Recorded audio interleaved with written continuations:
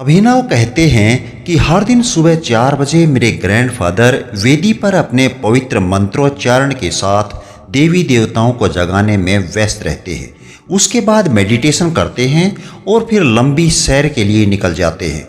वो 80 पार कर चुके हैं, पर आज भी मैं उनकी एनर्जी को देखकर दंग रह जाता हूँ। उनका सीधे तनकर चलना, अपना हर छोटा बड़ा काम समय पर निपटाना, धार्मिक पुस्तकें पढ़ना, मंदिर जाना, निश्चित समय पर भोजन करना, मुझे क्या, हर देखने वाले को हैरान कर देता है। वो हमेशा एक ही बात बोलते हैं, ब्रह्म मुहूर्त में उठो, सब कुछ अपने आप ठीक चलेगा, चाहे वो आपका शरीर हो, दिमाग हो या फिर दिनचर्या। तो सबसे पहले हम जानते हैं कि ब्रह्म मुहूर्त का क्या मतलब है। ब्रह्म का मतलब है Brahma, the creator, the ultimate knowledge यानी कि परम ज्ञान, और मुहूर्त का मतलब है टाइम पीरियड यानी कि कालखंड। मतलब ब्रह्म मुहूर्त परम ज्ञान लेने का बेहतर समय होता है। Brahma muhurta is the time period perfect to perceive the ultimate knowledge. एक दिन में कुल 8 पहर होते हैं, जिनमें 4 पहर पूर्वाह्न, मध्याह्न, अपराह्न और सायंकाल दिन के पहर होते हैं, और प्रदोष, निशित, त्रियामा और उषा काल ये रात के पहर होते हैं। औसतन एक पहर 3 घंटे की होती है। एक पहर को 7.5 घटी भी कहा जाता है। दिन और रात के 24 घंटों को 30 मुहूर्तों में बांटा गया है। कैसे? दिन और रात को मिलाकर 24 घंटे होते हैं। 24 घंटे में 1440 मिनट हुई। इस प्रकार 48 मिनट का एक मुहूर्त होता है। एक मुहूर्त में 2 घटी होती हैं। एक घटी में 24 मिनट होते हैं। इस प्रकार हर मुहूर्त 2 घटी यानी कि 48 मिनट का होता है। ब्रह्म मुहूर्त का समय क्या है? ब्रह्म मुहूर्त रात्रि का चौथा पहर होता है। सूर्योदय के पूर्व के पहर में 2 मुहूर्त होते हैं। उनमें से पहले मुहूर्त को ब्रह्म मुहूर्त कहते हैं, जो सूर्योदय से 1 घंटा 36 मिनट पहले शुरू होता है और सूर्योदय से 48 मिनट पहले खत्म हो जाता है। आप इसे कुछ इस प्रकार से समझ सकते हैं, यदि सूर्योदय का समय सुबह 6 बजे का है तो ब्रह्म मुहूर्त का समय 1 घंटा 36 मिनट पहले यानी कि सुबह 4:24 पर शुरू होगा और 5:12 पर खत्म हो जाएगा। पहले पहर की शुरुआत सूर्योदय के साथ होती है, जिसे हम पूर्वाह्न कहते हैं। वहीं आखिरी पहर को उषा काल कहा जाता है। तो इस प्रकार से हम ब्रह्म मुहूर्त को रात्रि काल का 14वां मुहूर्त भी कह सकते हैं। भौगोलिक स्थिति और वर्ष के समय के अनुसार प्रत्येक दिन सूर्योदय का समय बदलता रहता है और ब्रह्म मुहूर्त का समय भी इसके साथ ही बदलता रहता है।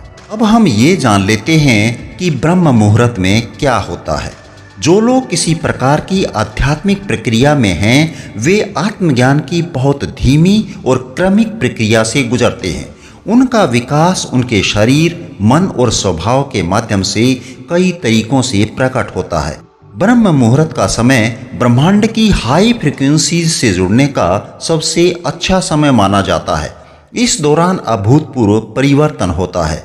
इस समय को संभावना की घड़ी कहते हैं, जिसका मतलब है कि आपके अंदर आध्यात्मिकता का जो बीज बोया गया है वह अंकुरित होने लगता है। योगी ब्रह्म मुहूर्त को ध्यान के लिए सबसे उत्तम समय बताते हैं, क्योंकि मानव जीवन उन अनेक शक्तियों और घटनाओं का परिणाम है जो ब्रह्मांड में हमारे चारों ओर घटित हो रही हैं।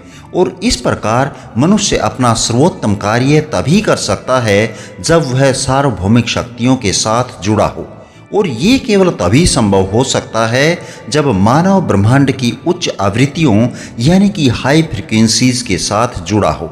ऐसी ही एक विशिष्ट मैनिफेस्टेशन तब होती है जब कोई व्यक्ति प्रातः 3:30 बजे से लेकर 4 बजे के बीच जागना शुरू कर देता है। इसलिए इस समय को यूनिवर्स के साथ जुड़ने का, किसी भी तरह की प्रेयर, क्रिया या मेडिटेशन का सबसे अच्छा समय माना गया है। वैज्ञानिक दृष्टि से ब्रह्म मुहूर्त को समझने के लिए हमें आयुर्वेद के एक कॉन्सेप्ट को समझना होगा।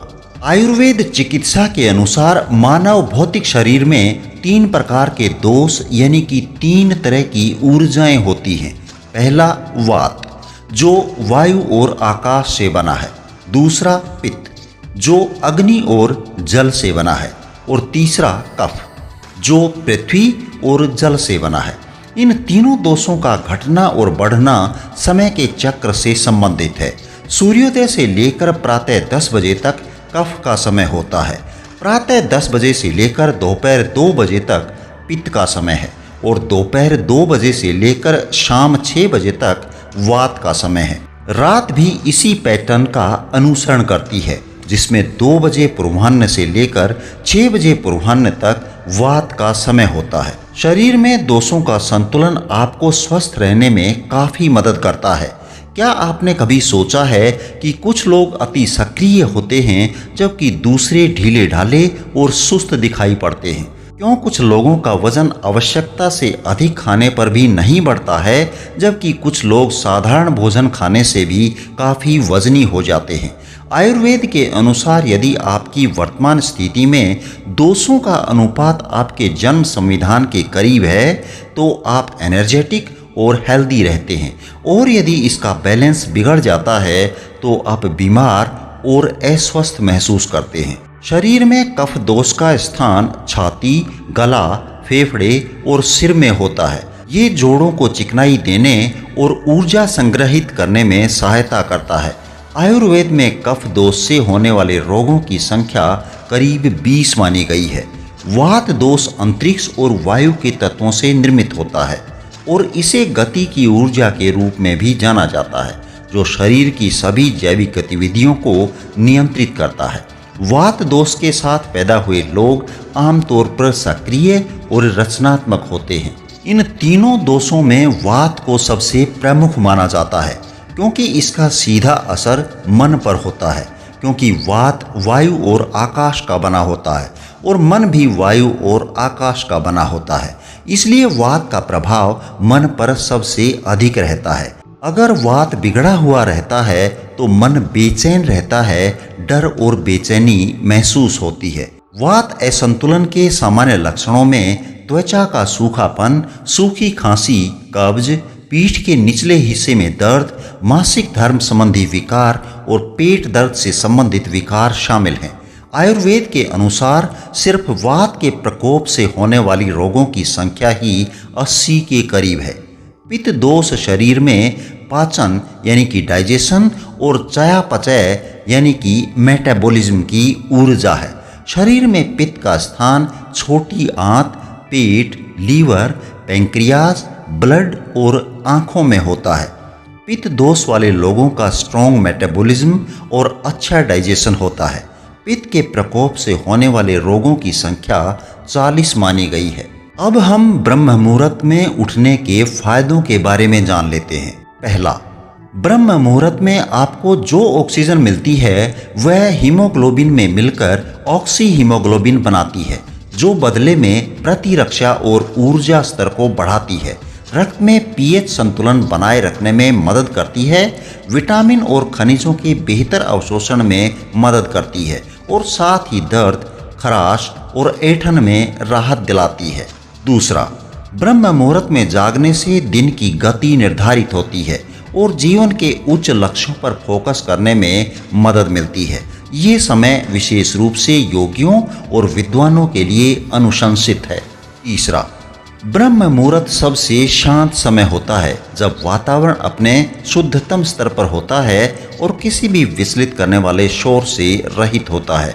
सुबह जल्दी उठना दुनिया भर के अधिकांश सफल लोगों की आदतों में से एक है।